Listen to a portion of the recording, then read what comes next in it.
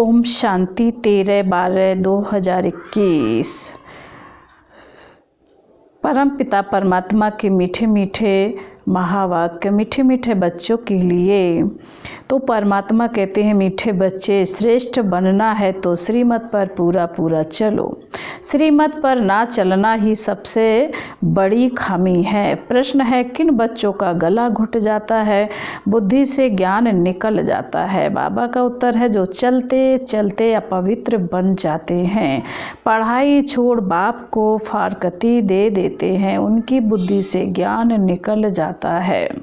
जब तक निर्विकारी ना बने तब तक अविनाशी ज्ञान बुद्धि में बैठ नहीं सकता, बुद्धि का ताला खुल नहीं सकता। पतित बनने वालों का खान पान भी गंदा हो जाता है। वह मायावी मनुष्यों से जाकर मिल जाते हैं, फिर गला ही घुट जाता है। किसी को भी ज्ञान सुना नहीं सकते। गीत है, तुम्हें पाके हमने जहाँ पा लिया, जमी तो जमी आसमां पा लिया। ओम शांति। यह गीत कौन गा रहे हैं? जिसने बाप से तीनों जहान की बादशाही ले ली है। आपसे जो कुछ मिला है उनको कोई हटा ना सके, हमको कोई हटा नहीं सकता, अर्थात काल खा नहीं सकता, और ना ही हमारी राजाई को कोई ले सकता है। बच्चे जानते हैं हम उस मालिक से वर्षा ले रहे हैं। बाप को मालिक भी कहते हैं, लेकिन उस मालिक से क्या मिलता है कुछ भी पता नहीं। मालिक को कैसे हम याद करें, उनका नाम रूप क्या है कुछ भी पता नहीं। मालिक तो सृष्टि का मालिक ठहरा ना, वह हुआ रचयिता, हम हुए रचना। बाबा रचते हैं वारिसों को, अर्थात बच्चों को, फिर उनको अपना मालिक बना देते हैं। बच्चे फिर बाप के मालिक बन जाते हैं। बच्चे कहते हैं, मेरे बाप की जो जायदाद है उनका मैं मालिक हूँ। बाप तो ऐसे नहीं कहेंगे कि बच्चे की जायदाद का मैं मालिक हूँ। ये बड़ी समझने की बातें हैं, सेंसिबल बच्चे ही समझ सकते हैं। बुद्धि साफ नहीं है तो उनमें रत्न ठहर ना सके। जब देही अभिमानी हो तब रत्न ठहर सके। देही अभिमानी होकर रहना है और बाप से वर्षा लेना है, उस बाप को याद करना है। जैसे लौकिक बाप बच्चों को पैदा करते हैं तो बच्चे मालिक बन जाते हैं। बच्चे कहेंगे मेरा बाप, बाप कहेंगे मेरे बच्चे, परंतु बच्चे के पास तो कुछ नहीं, उनको तो बाप की मिल्कियत मिलती है। बाप कभी ऐसे नहीं कहेंगे कि बच्चे की मिल्कियत मेरी है। बाप समझते हैं बच्चे मेरी मिल्कियत के मालिक हैं। यह बड़ी धारणा युक्त बातें हैं। धारणा नहीं होती क्योंकि खामियां हैं। समझना चाहिए मेरे में बहुत खामियां हैं। नंबर 1 खामी है जो श्रीमत पर नहीं चलते। श्रीमत से ही श्रेष्ठ बनना है। श्रीमत राजयोग सिखलाती है। श्री माना निराकार भगवानवाच। इसलिए हम प्रश्न पूछते हैं कि ज्ञान सागर पतित पावन परम पिता परमात्मा से तुम्हारा क्या संबंध है? यह बहुत बड़े बड़े बोर्ड पर लिख देना चाहिए। परमात्मा है स्वर्ग का रचयिता।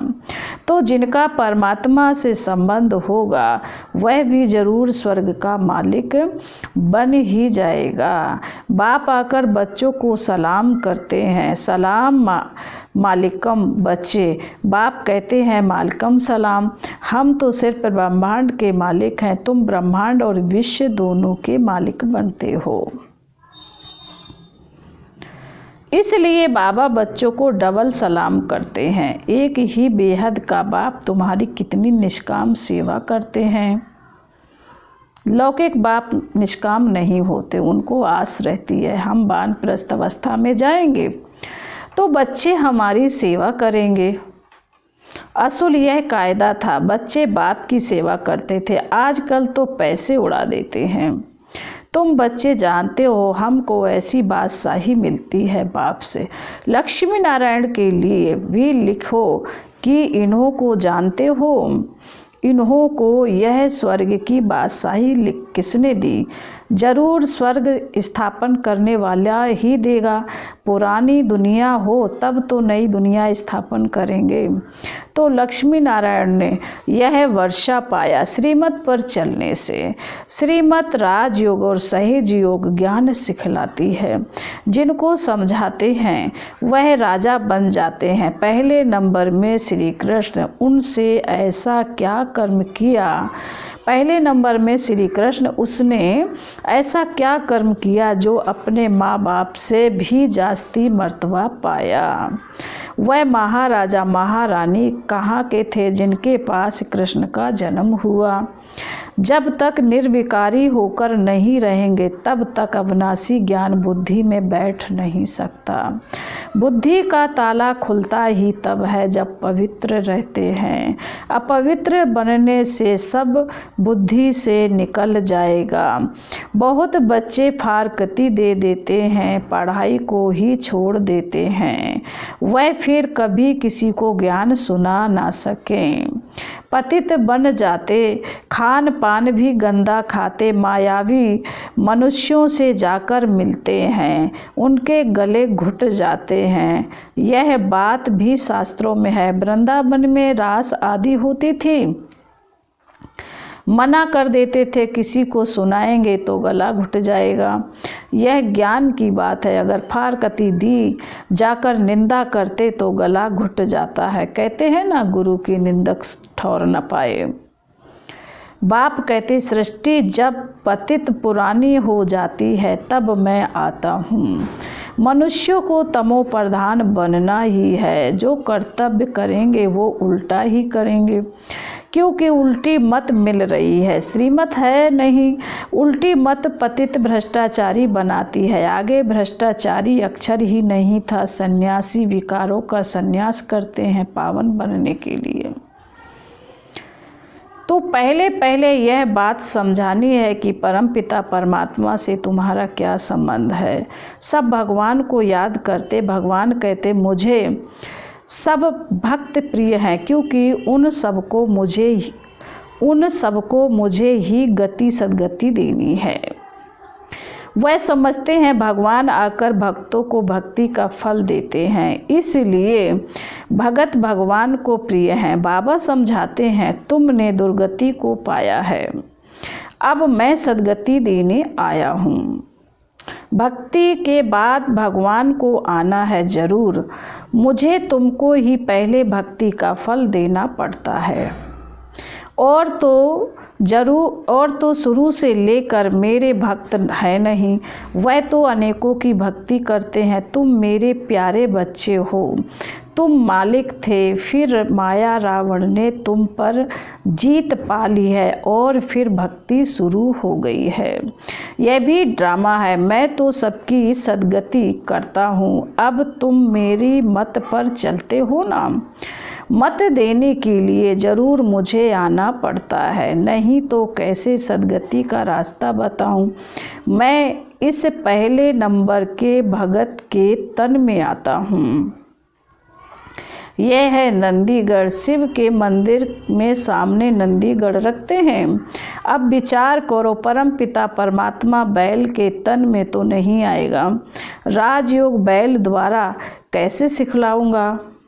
बाबा ने कहा, राजयोग बैल द्वारा कैसे सिखलाऊंगा। ज्ञान सागर बैल में प्रवेश करेंगे क्या। अभी तुम ज्ञानवान बनते हो। श्रीमत पर चलकर लक्ष्मी नारायण सूर्यवंशी राजा रानी बन रहे हो। उस राजधानी को कोई हमसे छीन ना सके, ना कोई तूफान लगे सके। हम अमरपुरी के मालिक बनते हैं। यह मृत्युलोक है। अमरनाथ बाबा ही काल पर जीत पहनाने वाला है। उनका पार्ट अलग है। तुम सब पार्वतियाँ हो, मैं अमरनाथ हूँ। हम कभी जन्म मरण में नहीं आते। अमरपुरी स्वर्ग का मालिक तुमको बनाता हूँ। भारतवासियों को वैकुंठ बहुत प्यारा लगता है। कहते हैं फलाना वैकुंठवासी हुआ, बहुत मुख मीठा कर दिया है। अब वैकुंठ सचमुच तो सतयुग में होगा। जब सतयुग है तो पुनर्जन्म भी सतयुग में लेते हैं। फिर त्रेता में आते हैं तो पुनर्जन्म भी त्रेता में लेते हैं, फिर द्वापर में आते हैं तो पुनर्जन्म भी द्वापर में लेते हैं। परंतु थोड़े ही हो सकता है, परंतु ऐसे थोड़े ही हो सकता है जो मरेंगे कलयुग में पुनर्जन्म लेंगे सतयुग में। बाबा कहते हैं ऐसा नहीं हो सकता, मरेंगे कलयुग में और जब पुनर्जन्म लेंगे सतयुग में, ऐसा नहीं होगा। स्वर्ग में जन्म लेते रहेंगे, इसका मदार है पढ़ाई पर। बाप कहते हैं मैं तुमको सृष्टि का मालिक बनाता हूँ,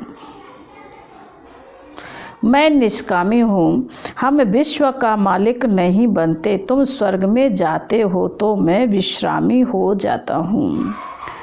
मैं चक्र में नहीं आता हूँ। इस ईश्वरीय जन्म के बाद तुम दैवी गोद में जन्म लेंगे। अभी तुम जन्म जन्मांतर आसुरी गोद में जन्म लेते हो, पद भ्रष्टाचारी बन पड़े हो। सतयुग में सब श्रेष्ठाचारी होते हैं, अब तुम श्रीमत से श्रेष्ठाचारी बन रहे हो। वहाँ विष होता नहीं, यहाँ भल सन्यासी हैं, परंतु जन्म तो विकार से लेते हैं ना। सतयुग में विकारों से जन्म नहीं होता, नहीं तो उन्हों को संपूर्ण निर्विकारी कह ना सकें। वहाँ माया होती नहीं, परंतु यह बातें भी जब किसी की बुद्धि में बैठे। अब बाबा कहते हैं बच्चे तुमको घर जाना है, फिर स्वर्ग में आकर राज्य करना है। आत्माएं परम धाम से आती हैं पार्ट बजाने, फिर जब तक पतित पावन आकर लिबरेट ना करे तब तक एक भी जा नहीं सकता। गफोड़ा मारते रहते हैं, फलाना पार निर्माण गया। बाप आकर सब बातें अच्छी रीति समझाते हैं। पहले पहले समझाओ परम पिता परमात्मा से तुम्हारा क्या संबंध है। दूसरे किसी को यह भी प्रश्न पूछने आएगा नहीं। तुम कल्प कल्प पत्थर बुद्धि से पारस बुद्धि और पारस बुद्धि से पत्थर बुद्धि बनते आए हो। यह तो अच्छी रीति समझाया जाता है, परंतु जबकि निश्चय बैठे बरोबर शिव बाबा के हम बच्चे हैं।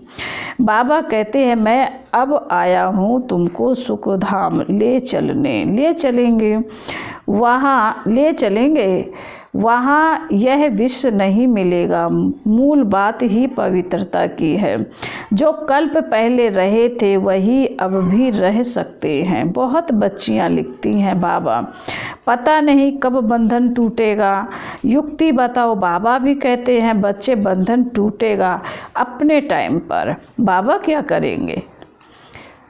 एक बंधन भल टूट जाए, फिर बच्चों आदि में मोह पड़ जाता है। इन सब से बुद्धि निकालने में बड़ी मेहनत लगती है।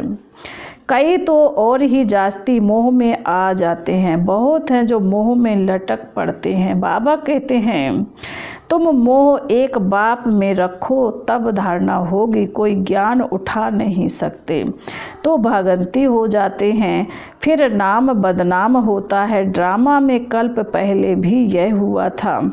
जो सेकंड पास हुआ वह ड्रामा। अम्मा मरे तो हलवा खाना है, बीबी मरे तो हलवा खाना है। कच्चे को थोड़ा झटका आता है। बहुत सन्यासी भी ऐसे होते हैं, नहीं ठहर सकते तो गृहस्थ में चले जाते। चलन ही ऐसी होती है। यहाँ तो एक ही है मुख्य बात, हम भी उस बाप से वर्षा ले रहे हैं, तुम भी उनको पिता समझते हो, आकर स्वर्ग का वर्षा ले लो। एक ही बात है, सेकंड में जीवन मुक्ति। पिछाड़ी में थोड़ा ही समझाने से मनुष्य झट समझ जाएंगे। अनेक मत है जिससे भारत भ्रष्ट बन गया, फिर एक की मत से अल्पकाल के लिए भारत श्रेष्ठाचारी बनता है।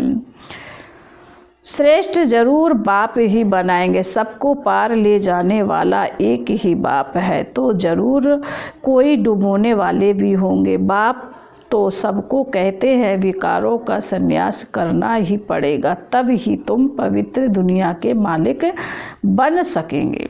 बाबा वर्षा दे रहे हैं, ढेर ब्रह्मा कुमारियां हैं, तुम बीके हो वर्षा। रूहानी बाप से मिलता है कितना सहज है, परंतु कोई की सिर्फ कथनी है, करनी नहीं तो कोई को तीर नहीं लगता।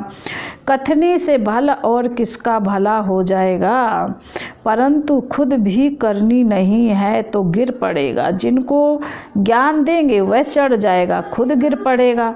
ऐसे भी बहुत है, बाबा बच्चों को पूरा वर्षा विल कर देते हैं।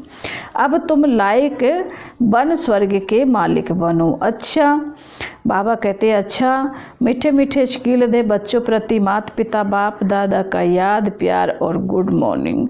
रूहानी बाप की रूहानी बच्चों को नमस्ते। हम रूहानी बच्चों की रूहानी बाप दादा को याद प्यार गुड मॉर्निंग और नमस्ते। ओम शांति। धारणा के लिए मुख्य सार बाबा कहते श्रेष्ठाचारी बनने के लिए अपनी सब खामियां निकाल सदा श्रीमत पर चलना है। बुद्धि में ज्ञान रत्नों की धारणा देही अभिमानी बनकर करनी है। नंबर 2, अपनी कथनी और करनी एक करनी है। ज्ञान की धारणा के लिए सबसे मोह निकाल, एक बाप में ही मोह रखना है। फिर वरदान है, बाप दादा के साथ द्वारा माया को दूर से ही मूर्छित करने वाले माया जीत जगत जीत भव। जैसे बाप के स्नेही बने हो ऐसे बाप को साथी बनाओ तो माया दूर से ही मूर्छित हो जाएगी। शुरू का जो वायदा है, तुम्ही से खाऊं, तुम्ही से बैठूं, तुम्ही से रूह को रिझाऊं, इसी वायदे प्रमाण सारी दिनचर्या में हर कार्य बाप के साथ करो तो माया डिस्टर्ब कर नहीं सकती, उसका डिस्ट्रक्शन हो जाएगा। तो साथी को सदा साथ रखो। साथ की शक्ति सेवा मिलन में मगन रहने से माया जीत जगत जीत बन जाएंगे। स्लोगन है, अपनी ऊंची वृत्ति से प्रवृत्ति की परिस्थितियों को चेंज करो। ओम शांति।